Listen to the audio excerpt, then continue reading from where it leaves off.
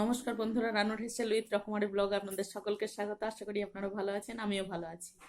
আজকে আমি আপনাদের একটা রান্না করে দেখাবো। অনেকেই হয়তো জানেন এটা, হ্যাঁ, আবার কেউ কেউ জানেন না। যারা নতুন রান্না শিখছেন তাদের পক্ষে খুবই ভালো হবে। তো চলুন রান্নাটা করি। দেখুন, আমি এখানে নিয়ে নিয়েছি কাঁঠালের বীজ।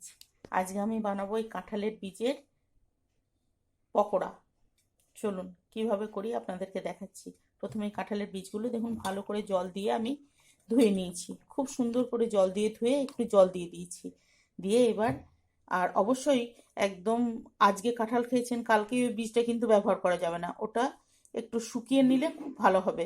এবার আমি এটা সিদ্ধ করতে দেবো। চলুন, দেখুন আমি এটা সিদ্ধ করতে দিয়ে দিলাম।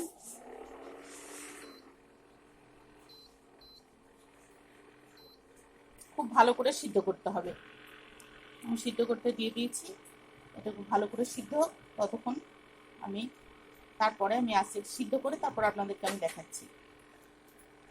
বন্ধুরা, আমি স্নান করে চলে এসেছি। এবার আমি ওই কাঁঠালের যে বীজগুলো আমি সিদ্ধ করতে দিয়েছিলাম সেই বীজগুলো কীরকম ভাবে ছাড়াবো আপনাদেরকে আমি দেখাচ্ছি। আমার সিদ্ধ হয়ে গেছে। আপনারা কিন্তু প্রেসার কুকারেও বীজগুলো সিদ্ধ করে নিতে পারেন। তো যাই হোক, আপনারা আমি যেভাবে সিদ্ধ করেছি সেটাই আমি আপনাদেরকে দেখাচ্ছি। দেখুন বন্ধুরা, আমার কাঁঠালের বীজগুলো সব ছাড়ানো হয়ে গেছে। আর এখানে নিয়েছি আমি একটু আদা ক্রাশ করে নিয়েছি। সেই ঘষা যেগুলো থাকে স্টিলের, সেইগুলোতে ঘষে নিয়েছি। আপনারা কেউ কুচি করেও দিতে পারেন, আবার মিক্সিতে একটু বেটেও দিতে পারেন। আর এখানে নিয়েছি আমি কাঁচা পাকা লঙ্কা। লঙ্কাগুলো কাঁচা কিন্তু পেকে গেছে, আমার গাছের লঙ্কা, এগুলোই দিয়েছি। আর এখানে নিয়েছি একটু ধনে গুঁড়ো, একটু হলুদ আর একটু জিরে গুঁড়ো। আপনারা এখানে গোলমরিচ গুঁড়োও দিতে পারেন। তো এবার আমি এগুলো এই বীজগুলোকে ছাড়িয়ে নিয়েছি যেগুলো, সেগুলো এমনি করে ভেঙে নিচ্ছি। মানে ভেঙে নিচ্ছি মানে ভালো করেই একটু চাপ দিয়ে, দেখুন ভালো করে চাপ দিয়ে দিয়ে এগুলোকে ভেঙে নিতে হবে। এইভাবে আমি সব বীজগুলো ভালো করে ভেঙে নেব। সেটাই নামাই। দেখুন এই বীজগুলো আমি একদম সব ঠিকভাবে ভেঙে নিচ্ছি।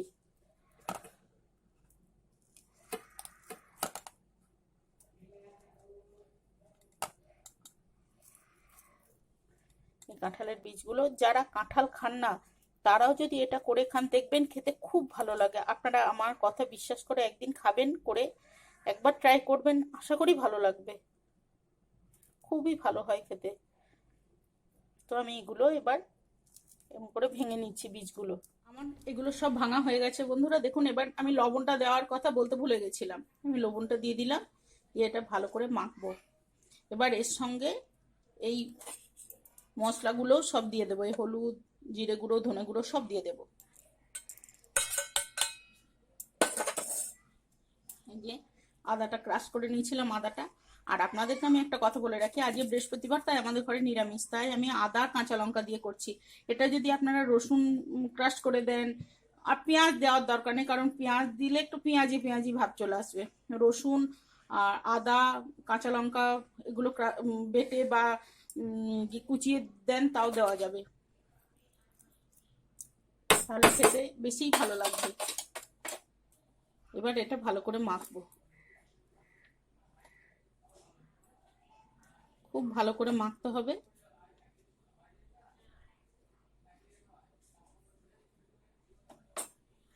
ভালো করে এটা মেখে নেব। মেখে নিয়ে এর মধ্যে একটু জল অ্যাড করতে হবে।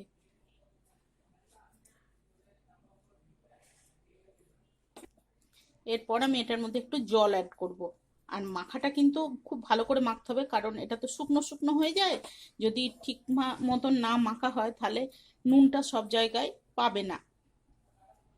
আর নুন যতই হোক, নুন না দিলে সেই যে মিষ্টি ছাড়া খাওয়া যায়, কিন্তু নুন ছাড়া খাওয়া যায় না। নুন না দিলে তার কোনো টেস্টই থাকবে না।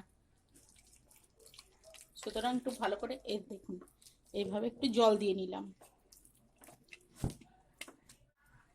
এটা বাইন্ডিং এর জন্য আমি একটু বেসন দিচ্ছি, আর বেসন দেব না। এবার বেসনটা আপনারা এর বদলে কিন্তু চাল গুঁড়োও দিতে পারেন। অল্প বেসনের সঙ্গে একটু চাল গুঁড়ো দিলে খুব মচমচে হয়।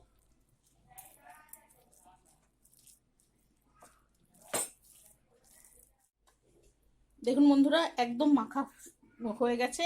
এবার আমি হাতটা ধুয়ে সেই চামচে করে দেবো, কারণ লঙ্কা দেওয়া আছে, আমার হাত জ্বলবে। যার জন্য আমি এবার ভালো করে মেখে নিলাম, মেখে নিয়ে হাতে করে এবার হাতটা একটু সাবান দিয়ে ধোবো, ধুয়ে চামচে করে আমি এটা ভাজবো। এবার আমি ইন্ডাকশনটা জ্বালিয়ে নেবো।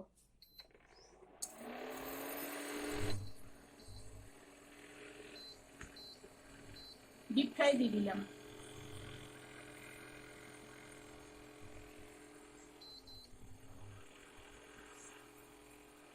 আমি তেল কিন্তু খুব একটা বেশি দেব না, তার কারণ বেশি তেল দিলে যেই তেলটা থাকবে কড়াইয়ে সেই তেলটা আর আমি ব্যবহার করতে পারবো না। কোনো তেল দুবার ব্যবহার করা, ভাজার পর আবার দুবার ব্যবহার করা একদম ঠিক নয়। যার জন্য আমি অল্প করে তেল দিয়ে দিয়ে ভাজবো। দেখুন বন্ধুরা, তেল মোটামুটি এসে গেছে। এবার আমি একটা দিয়ে দেখবো।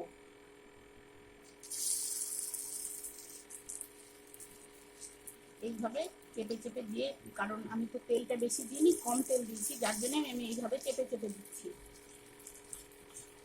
কারণ এই ব্যবহার করা তেল আর একবার ব্যবহার করা মোটেই যায় না।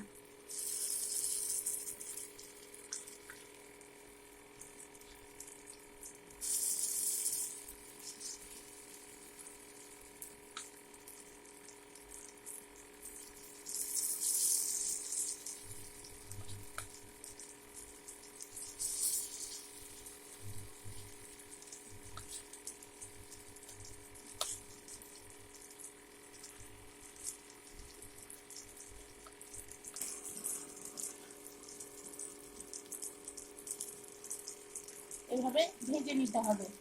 এক পিঠ হয়ে গেলে আরেক পিঠ আবার উল্টে দেব। এবার আমি উল্টে দেব। দেখুন খুব সুন্দর ভাজা হয়ে গেছে। এবার আমি উল্টে দেব।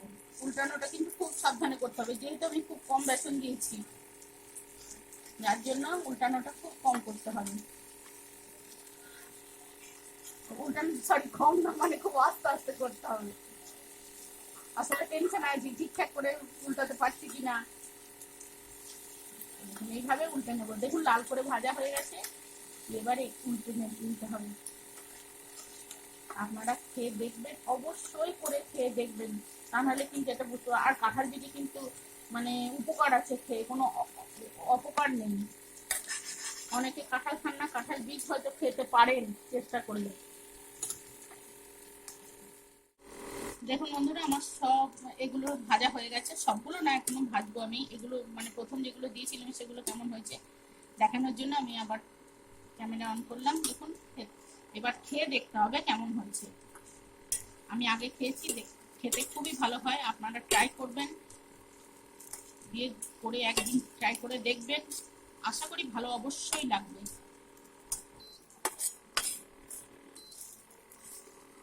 আর বিকেলে স্ন্যাক্স হিসেবে এটা যদি চায়ের সঙ্গে আপনারা খান, অপূর্ব লাগে খেতে। একদিন আপনাদেরকে আমার অনুরোধ রইল, আপনারা অবশ্যই করে খেয়ে দেখবেন।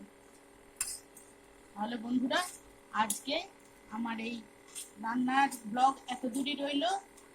তো আপনারা সবাই ভালো থাকবেন, সুস্থ থাকবেন। আর আমার এই চ্যানেলটা অবশ্যই লাইক, কমেন্ট, শেয়ার, সাবস্ক্রাইব করবেন। আর আমাকে এগিয়ে যেতে অবশ্যই সাহায্য করবেন। তাহলে আজকের মতন আমি আসি, টাটা। দারুণ দারুণ, ফার্স্ট ক্লাস। মাকে দেখা। দারুণ হয়েছে, ফার্স্ট ক্লাস হয়েছে।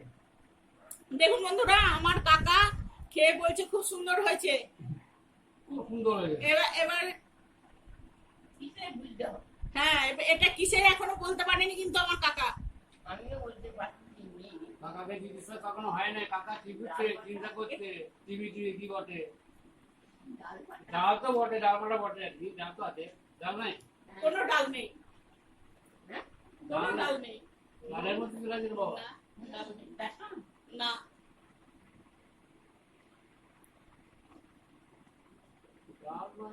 ডাল নয়,